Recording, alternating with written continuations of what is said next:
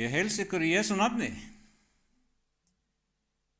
En erindi mitt í dag ber yfirskriftina annað fagnaðar erindi. Er það mögulegt að það sé eitthvað annað fagnaðar erindi? Eitthvað annað fagnaðar erindi boðið en það sem Biblían boðar? Nú ef þú manst eftir því sem ég var að tala síðast, það var að Jesús Kristur kominn í holdi. Og manstu hvernig sumir hafa viljað halda því fram að hann hafi alls ekki komið í holdi, að það hafi bara verið einhver sjónhverfing. En Jóhannes varaði okkur ákaft við því að taka við slíkum boðskap, vegna þess að það skiptir máli að Jesús Kristur kom í holdi. Það er vegna þess að hann kom í holdi að hann getur verið raunveruleg fyrirmynd fyrir okkur til að fylgja. Hann þurfti að takast á við sömu freistingar og við, í sama holdi og við. Að trúa því að hann hafi alls ekkert komið í holdi er að trúa á einhvern annan Krist, ekki þann sem Biblían kennir. Og Jóhannes tók svo sterkt til orða að kalla það andkrisanda, að neita því að hann hafi komið í holdi.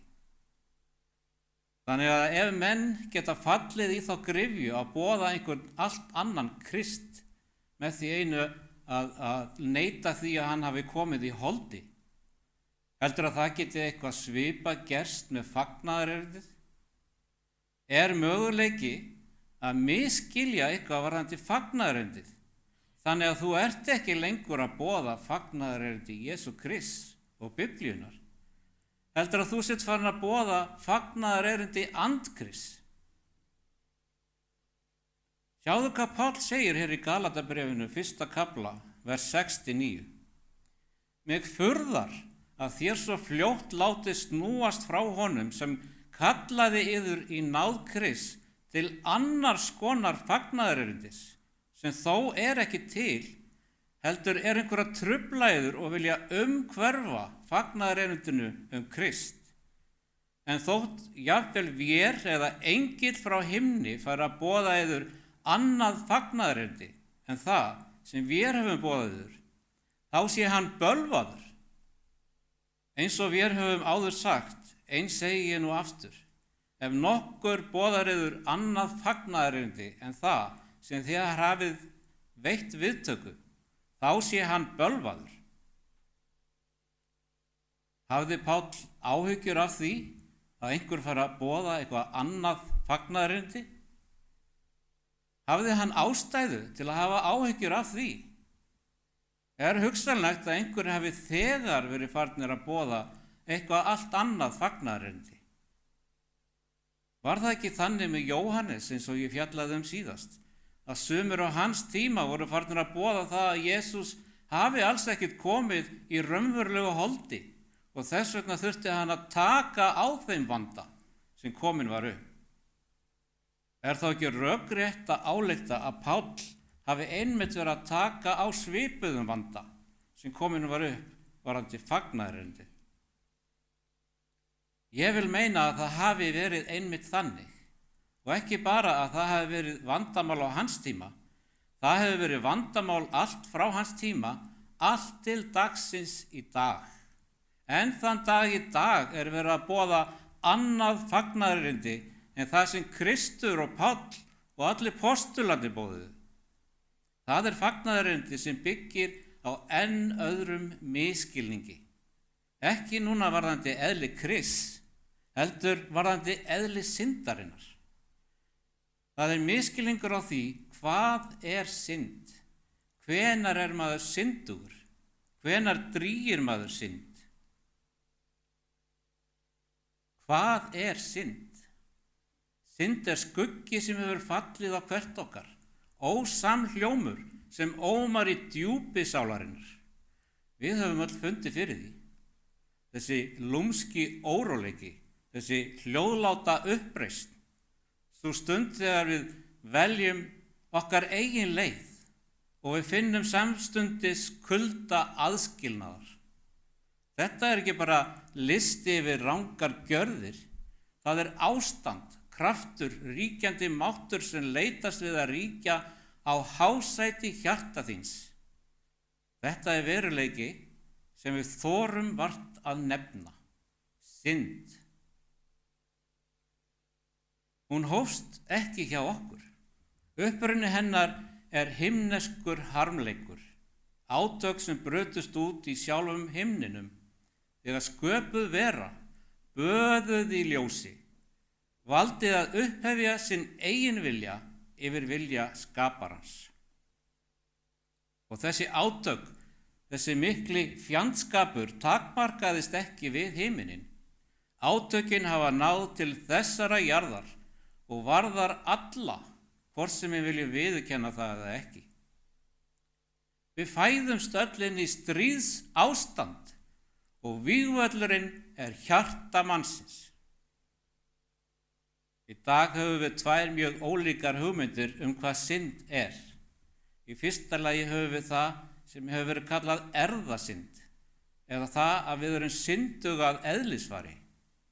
Hvað þýðir það? Samkvæmt erfðasynd þá erum við að synda, ekki vegna þess að við segjum og gerum og hugsum eitthvað slæmt. Við erum syndarar vegna þess að við höfum erft syndut eðli.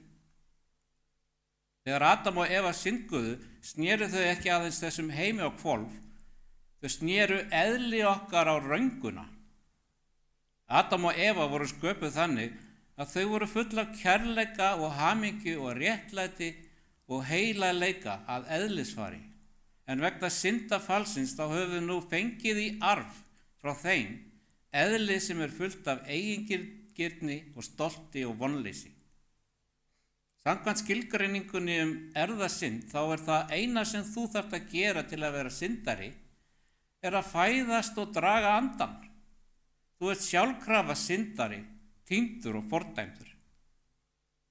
Syndugur maður er ekki glataður vegna synda sem hann hefur dríkt, heldur vegna þess að hann er fæddur af Adam og er því þegar fordæmdur í honum áður en hann gerir nokkuð rangt. Með öðrum orðum, við erum syndarar vegna þess að Adam syndgaði. Við erum glötuð vegna þess að Adam syndgaði. Við förum til helvítis vegna þess að Adam syndgaði. Það er það sem að kenningin erfðasynd er í raun að kenna. Við tökum syndugar ákvarðanir vegna þess að við erum nú þegar syndarar að eðlisfari. Hvers vegna missum við stjórn á skapi okkar? Vegna þess að við erum nú þegar týnd og dæmdir syndarar. Síðan er það önnur skilgreining á hvað er synd. Það er að synd sé okkar val. Það er svo skilgreining sem ég vil tileinka mér og það er gríðarlega mikilvægt að við áttum okkur á muninum á þessum tveimur skilgreiningum. Ég trúi því ekki að við séum fordæmd og týnd vegna þess að við fæðumst með syndut eðli. Ég trúi því að synd eigi sér stað í dag með sama hætti og hún átti sér stað fyrir Adam og Evu. Það er þegar ljós, þekking, vitund kemur til okkar og við tökum ákvörðun. Við segjum, nei Guð, ég vil frekar gera þetta á minn hátt. Ég veit hvað þú ert að segja, en mér líkar það ekki. Ég ætla að gera það sem ég held að sé rétt. Það er synd samkvæmt seinni skilgreiningunni, synd okkar val. Valið sem við tökum, valið sem er okkar. Synd á ekki uppruna sinn í genum okkar eða því eðli sem við fæðumst með, heldur í huganum, þar sem við setjum okkur á móti vilja Guðs, með meðvituðu vali. Við þurfum að gera það upp við okkur, hvora skilgreininguna við viljum tileinka okkur. Og hvers vegna er þetta mikilvægt? Vegna þess að hvort sem þú trúir því ekki, þá eru tvö ólík fagnaðar erindi byggð á tveimur mismunandi skilgreiningum á því hvað er synd. Tveimur mismunandi leiðum til hjálpræðis. Tveimur mismunandi lausnum á vandamálinu sem við fæðumst öll með. Tvær ólíkar leiðir til að frelsa okkur syndara. Ég trúi því ekki að það séu tvær mismunandi leiðir. Leið Guðs er eina leiðin og þess vegna er þetta viðfangsefni svo mikilvægt. Þetta er ekki bara spurning hugmyndafræði. Sá skilningur sem þú hefur á hugtakinu synd leggur línurnar hvaða fagnaðarerindi þú trúir að sé fagnaðarerindi Guðs til að frelsa þig alla eilífð. Þess vegna tel ég að þetta sé svo mikilvægt. Fyrri skilgreiningin er vissulega í meiri hluta í hinum kristna heimi, seinni skilgreiningin er í algjörum minni hluta. Þannig að ef þú tilenga þér þá skilgreiningu að synd sé okkar val en ekki eitthvað sem við óhjákvæmilega fæðumst með, þá ert þú í hópi kristina sem er nánast í útrýmingahættu. Og það er ekki alltaf slæmt að vera í minni hluta. Þegar Nói og fjölskylda hans stigu upp í örkina, voru þau í minnsta minni hluta sem hægt er að ímynda sér. En þegar hann og fjölskyldan stigu út úr örkinni, þá voru þau í miklu meiri hluta. Og dag einn verður taflinu snúið við. Það sem við þurfum að gera er að gera okkur grein fyrir að það er munur á illsku og sekt. Illska leiðir ekki endilega til sektar. Og mér langar að gefa okkur smá dæmisögu til að útskýra hvað ég á við. Þegar ég var lítill strákur, þá áttum við kött sem hét Lady. Lady var yndisleg og elskuð af öllum á heimilinu. Hún var ljúf og góð og naut félagsskapar okkar og við hennar. Yndisleg kísa sem strauk sér við lappirnar og sofnaði í fangim hans. Lady, hún var hins vegar mjög fær veiðiköttur. Ekki ósjaldan kom hún heim með bráð sína í munninum og ljómaði af stolti vegna þess að hún hafði verið úti þar sem að allt aðrar reglur gilda. Hún fór ekki út til að dást af sólsetrinu og finna lyktina af blómunum. Hún hafði eitthvað allt annað í huga. Utan dyra eru aðeins tvær reglur sem skipta máli. Regla númer 1, þú hleypur frá öllu sem er stærra en þú. Það er kallað að lifa af. Og regla númer 2, þú grípur allt sem er minna en þú. Og það er kallað að hafa gaman. Hún er þá að láta undan eðliskvöt sinni sem er að veiða dýr. Og þegar hún fangar mús, þá er hún ekkert að flýta sér að binda endi á eymd hennar á mannúðlegan og miskunnsaman hátt. Hún leikur sér að músinni, lætur hana sleppa og fangar hana upp á nýtt til að hafa þetta sem skemmtilegast. Hún nýtur sér að leika þennan leik. Er músin að njóta þess á sama hátt? Getur mús fundið fyrir sársauka? Getur mús þjáðst mikið á meðan kötturinn skemmtir sér? En Lady, er henni ekki alveg sama? Vorkennir hún þessu litla dýri? Það eina sem hún hefur í huga er að fá sér mest út úr þessari skemmtun. Hún hefur aðeins áhuga á að skemmta sér og hefur enga samúð með músinni og enga sektarkennd yfir því að hún er að skemmta sér á kostnað þjáninga músarinnar. Er það gott eða er það illt? En raunveruleikin er að þetta er aðeins hluti af þeim heimi sem hún lifir í. Guð skapaði ekki ketti til að veiða mýs eða mýs til að vera fórnardýr fyrir ketti. Og það verður ekki þannig á nýju jörðinni. En núna er það þannig og Lady hafði líka fallið eðli. Þess vegna gerir hún það sem hún gerir. Það köllum við eðliskvöt. Það er bara fallið eðli sem birtist þegar að syndin kom í þennan heim og Lady var bara að vinna vinnuna sína eins og vel og hún gat. Mamma var ekkert sérstaklega ánægð þegar hún kom með lifandi mús og sleppti henni í andirinu. En Lady bjóst örugglega við hrósi fyrir vel unnið verk. En hver eru viðbrögð okkar þegar svona gerist? Við kveðum ekki upp dóm og finnum viðeigandi refsingu fyrir athæfið. Við tökum leiti upp, skömmum hana kannski smá, en strjúkum henni svo og hvíslum að henni að gera ekki svona aftur. Síðan þessi litli morðingi boðinn velkominn á ný inn á heimilið. Það sem á sér stað að við gerum greinarmun á ilsku og sekt, jafnvel þó að það sem leiti gerði var illt og grimmilegt. Og illa farið með verslingsmúsina, þá engin sekt í málinu, vegna þess að hún hafði ekki eitthvað sem heitir samviska.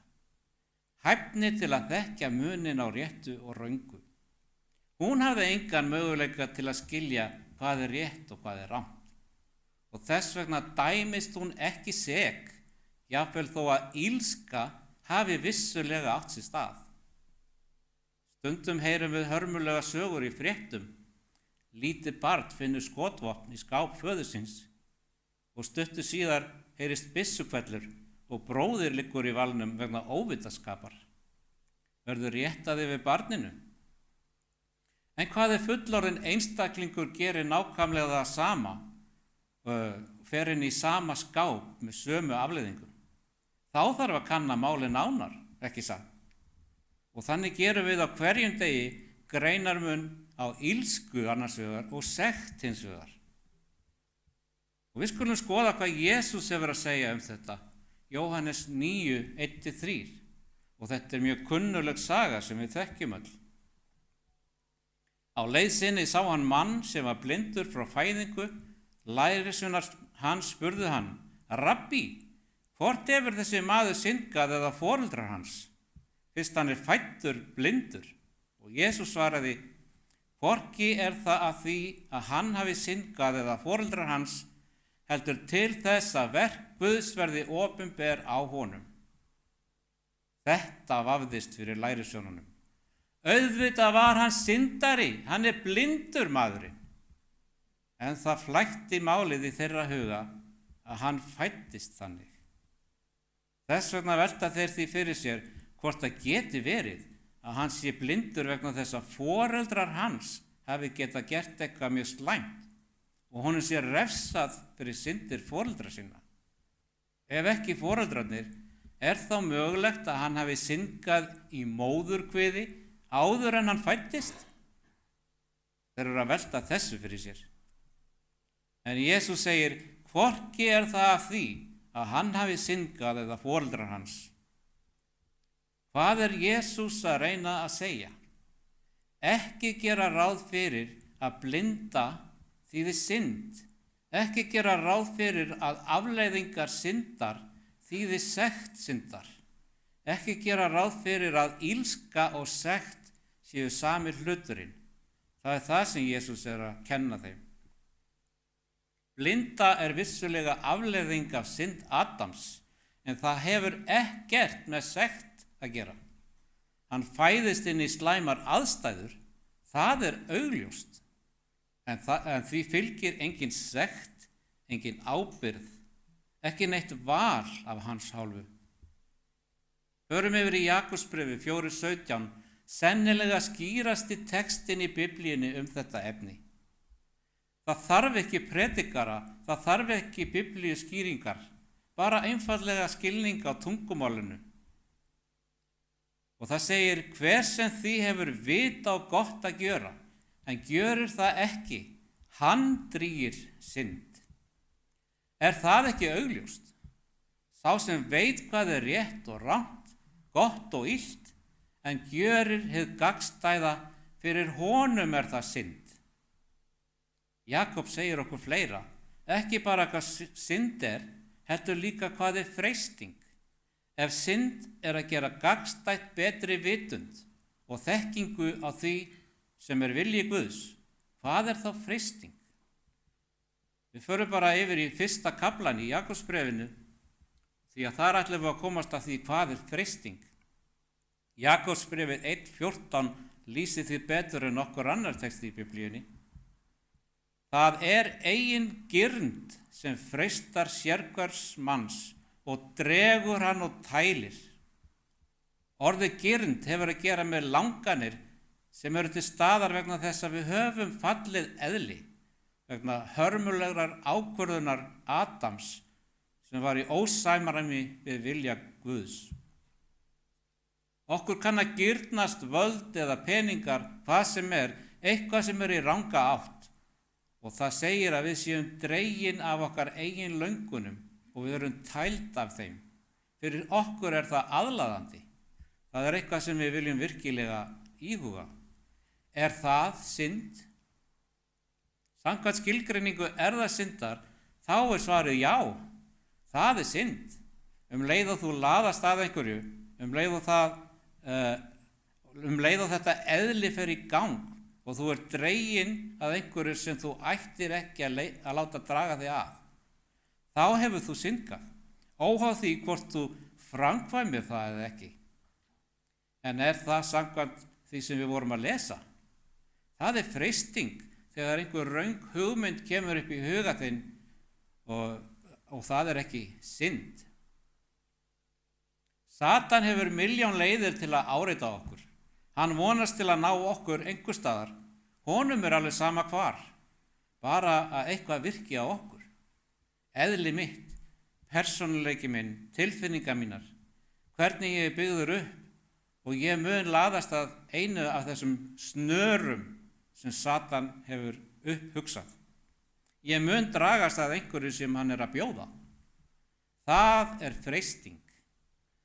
Það þarf ytra áreiti eða tog í átt að því til að gera það freistingu. Við erum dregin, við erum tæld og það er raunverulegt. Við verðum að hugsa það. Við verðum að íhuga valkostina og það er illt og það er hluti af illu eðli okkar. Það er hluti af okkar illa heimi og það er hluti af áætlun Satans. En hvar kemur syndin inn? Hún kemur í næsta versi 15. Þegar gindin síðan er orðin þunguð, elur hún synd og takið eftir framvindunni hér. Númer 1, þú ert dregin af þínu eigin eðli. Númer 2, þú ert tældur af því og það er aðlaðandi. Og þá ásist að þungun, það er fæðingarferli. Eitthvað er að fæðast. Og hvað mun fæðast? Synd. Synd gerist ekki í versi 14, það gerist í versi 15 þegar gindin verður þunguð. Svo hvað þýðir það þegar gindin verður þunguð? Fáum við hugsanir sem koma upp í huga okkar, óhreinar hugsanir, vanheilagar hugsanir sem allt í einu koma upp í huga okkar. Þar koma stundum upp úr engu. Er það synd? Ef synd er okkar val, sem við tökum meðvitað í trássi við skýran vilja Guðs, þá er svarið nei. Það er freisting til að synda. Eitt skref í viðbót þarf að koma inn í ferlið. Það er að umbera þá hugsun og þykja vænt þá hugsun. Þú verður að halda í þá hugsun. Þú verður að gera það að þinni hugsun. Það breytist úr eðli þínu í karakter þinn. Því núna er það hluti af þér sjálfum. Það er ekki lengur hugsun sem þér datt í hug. Nú er hún það sem þú vilt. Það er þá sem syndin fæðist samkvæmt Biblíunni. Þegar þú umberð það sem er illt, þegar þér þykir vænt það sem er illt, þá fæðist synd. Guð sagði líka eitthvað annað sem er mjög mikilvægt. Því að í þessum heimi sem við lifum í, hafa ekki allir sömu upplýsingar, ekki sama ljós. Það hafa ekki allir sama aðgang að Guði og vilja hans. Og hér tekur Guð tillit til þess. Postulasagan 17:30. Guð sem hefur umborið tíðir vanviskunar, boðar nú mönnunum að þeir skulu allir hvarvetna taka sinnaskiptum. Hann er að benda á að þar sem Jesús Kristur er nú komin í heiminn, þá hefur hann fært ljós í heiminn. Nú er ljósi komið. Nú ber okkur að iðrast dríðar syndir. Þar sem ekkert ljós er, þar er engin sekt. Það er það sem þessi text er að segja okkur. Guð tilreiknar ekki sekt fyrir það að slysast til að fæðast í þennan heim. Erum við ekki glöð að Guð er sanngjarn Guð, réttlátur Guð, Guð sem tekur tillit til aðstæðna okkar? Þú ert manneskja með bakgrunn, annan bakgrunn en allir aðrir, og Guð tekur tillit til þess. Það sem kann að vera synd fyrir eina manneskju er kannski alls ekki synd fyrir aðra. Það getur verið synd fáfræðinar. En Guð ætlar ekki að gera okkur sek fyrir neitt sem er algjörlega óþekkjanlegt fyrir okkur. Þegar þú sér syndina í þessu ljósi, þú áttar því á því að það er engin sekt nema við með upplýstum huga ákveðum að brjóta gegn vilja Guðs og að Guð tekur tillit til þess og þeirra aðstæðna sem við búum við og tilreiknar ekki sekt þar sem við höfum engan möguleika á að vita betur. Vekur það ekki trú á því að við raunverulega getum lifað lífinu án sektar og þar með syndlausu lífi. Þegar það er alltaf okkar val, byggt á því ljósi sem okkur hefur hlotnast. Einhver kann að spyrja, er þá ekki bara betra að vera í myrkrinu? Er það ekki bara betra að vita ekki neitt? Og þá þarf maður ekki að hafa áhyggjur af sekt. Það væri algjörlega rökrétt ef sekt væri einu afleiðingarnar af synd. Vandamálið er að illska leiðir alltaf af sér slæmar afleiðingar, hvort sem hún er framkvæmd af þekkingarleysi eða ekki. Við sjáum illsku allt í kringum okkur og afleiðingarnar sem af því hlýst. Það er ekkert eftirsóknarvert við að lifa slíku lífi og því ber okkur að fagna þekkingunni, skilningi okkar og ljósinu sem Guð hefur gefið okkur, svo við getum sigrast á syndinni og komist undan hörmulegum afleiðingum hennar. En hvernig er það mögulegt? Hvernig getið sigrast á synd? Sjáu hvað Páll segir hér í Filippíbréfinu 4:13, eitt af mínum uppáhaldsversum. Sumt megna ég fyrir hjálp hans sem er styrkan gjörir. Nei, býttu við, hvað segir hann þetta? Nei, það er allt megna ég, mér er ekkert ómögulegt því Drottinn er hjálp mín og styrkur. Ég get þetta ekki í eigin mætti, en þegar hann er með mér, þá er ekkert ómögulegt. Trúir þú því? Kristur sagði, trú þú aðeins. Kannski er það okkar akkeris hæll. Okkur skortir trú á að hann sé megnugur að gera þetta raunveruleika í okkar lífi. Kannski þurfum við að hrópa til Guðs, Drottinn, hjálpa þú vantrú minni. Sjáðu hvað Páll segir hér í Rómarbréfinu 6:11-14. Þannig skuli þér líka álíta yður sjálfa vera dauða syndinni en lifandi Guði í Kristi Jesú. Látið því ekki syndina ríkja í dauðlegum líkama yðar svo að þér hlýðnist girndum hans. Látið ekki heldur syndinni limi yðar að ranglætis vopnum, heldur bjóðið sjálfa yður Guði sem lifnaða frá dauðum og limi yðar Guði sem réttlætis vopn. Synd skal ekki drottna yfir yður, því að ekki eru þér undir lögmáli heldur undir náð. Synd skal ekki drottna yfir yður. Er það mögulegt að sigrast á synd? Samkvæmt þessu þá þurfum við ekki að hlýðnast gindinni sem stöðuglega ásækir okkur. En spurningin er, viljum við það? Viljum við raunverulega sigrast á synd? Er það ekki aðal vandamálið? Við höldum að syndin sé eitthvað til að sækjast eftir, að við missum af einhverju ef við látum ekki undan henni. Raunveruleikin er að syndin færir okkur ekkert nema þjáningar og harmkvæli. En oft þurfum við að reka okkur á aftur og aftur og aftur og aftur, áður en við sjáum syndina í réttu ljósi. Í kjarna sínum er syndin djúpstæður og sorglegur misskilningur á Guði. Hún er lygi persónuleika hans, hvísluð af föður lyginnar sem málar löggjafann sem harðstjóra og lög hans sem takmörkun frelsunar en sjálfan grunn harðstjóra og lög hans sem takmörkun frekar en sjálfan grunn lífs og frelsis, vildi ég sagt hafa. Þessi misskilningur elur á fjandskap. Hann segir okkur að Guð sé að halda okkur frá að sanna frelsið sé að finna í sjálfstæði frá honum. Þannig setjum við okkar eigin vilja ofar vilja hans. Þannig missum við af þeim dýrlega tilgangi sem við vorum sköpuð fyrir. Það er í eðli sínu afneitun á Guði og brýtur niður sambandið sem við vorum sköpuð fyrir.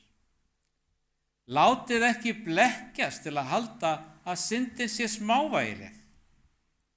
Hún er eins og vindur sem rífur laufblað af grein og ber það lengra og lengra frá trénu, frá lífs uppsprettu þess.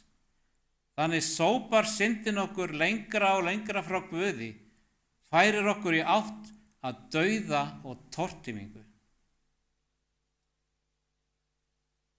Við ættum að taka því með fögnuði að þessi erkióvinur okkar getur verið sigraður. Við þurfum ekki að láta hann drottna yfir okkur. Eins og Páll segir, við getum átt sigur hér og nú með Guðs hjálp. Fagnaðarerindið er björgunarleiðangur. Björgunarleiðangur sem ætlað er að endurheimta mannkynið í sátt við vilja Guðs sem við vorum fyrst sköpuð fyrir. Það er sigur yfir syndinni, ekki aðeins yfir refsingunni, heldur yfir krafti hennar. Fagnaðarerindið er máttugur læknir syndveikrar sálar, sem brýtur fjötra og býðst til að þvo skikkjur okkar og gera okkur hrein á ný. Boðið er, látið þið ekki syndina ríkja yfir dauðlegum líkameiðar. Orðið ríkja, það er öflugt. Það sýnir syndina sem konung, einvald sem krefst hlýðni við gindina. Við erum kölluð til að steypa hennar stóli. Við höfum að neita henni rétt til að stjórna. Það byrjar með sannfæringu, með því að leyfa lögmáli Guðs að virka sem spegill, sem sýnir okkur raunverulegt ástand okkar. Þetta er ekki ætlað til að reka okkur til örvæntingar, heldur að reka okkur að krossinum, þar sem svarið bíður. Kallið er að velja. Hvers ríki munt þú þjóna? Ríki sjálfsins, byggt á sandi uppreisnar, eða ríki Guðs, stofnað á bjargi eilífs kærleiks lögmáls hans? Að velja boðorð Guðs er að velja lífið sjálft. Það er að samræma vilja þinn við hans og stíga aftur á beinubrautina sem þú hefur vikið frá. Kannski er falin synd, blekking að grafa innra með þér. Ég hveti til að leiða hana fram í ljósið. Það er engin synd svo stór að náð hans geti ekki hulið hana fyrir þá sem gera tilkall til loforða hans fyrir trú. Þetta er dagleg barátta, að velja ríki Guðs á hverju augnabliki. Það er líf þar sem þú dvelur í vínviðnum, sækir styrk þinn, sjálfsmynd þína og tilgang frá honum. Heilagur andi er gefinn til að brjóta niður hindranir sem syndin hefur reist upp. Hann dregur okkur saman í einingu sem endur speglar eðli Guðs, sem er í mikilli andstæðu við sundrandi eðli hins fallna heims. Þetta er endurreist samband, þetta er friður við Guð, þetta er loforðið sem ekkert getur grandað. Þetta eru hinn miklu átök aldanna sem eiga sér stað innra með þér. En það eru átök með tryggðri niðurstöðu. Munt þú halda fast í syndina sem skilgreinir þig, sem stjórnar þér og sem á lokum verður tortímt ásamt öllum sem neita að sleppa henni? Eða munt þú flýja til hans sem er svarið, til hans sem varð synd fyrir þig, svo að þú getur orðið réttlæti Guðs í honum? Viltu láta hann ríkja þar sem syndin ríkti áður? Tilboðið er klárt, ókeypis og endanlegt.